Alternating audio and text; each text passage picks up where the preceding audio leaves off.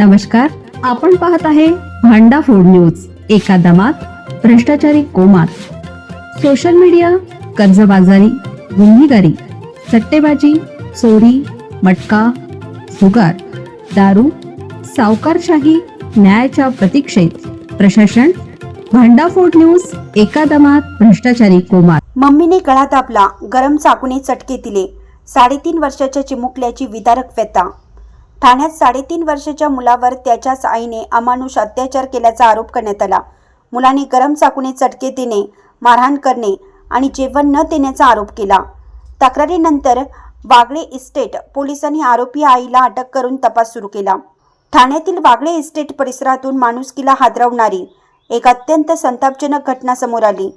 3.5 वर्षाच्या निष्पाप चिमुकल्यावर त्याच्याच सख्या आईने अमानुष अत्याचार केल्याचा आरोप असून मुलाने स्वतः सांगितलेल्या धक्कादायक व्यथेनंतर संपूर्ण परिसरात संतापाची लाट उसळली।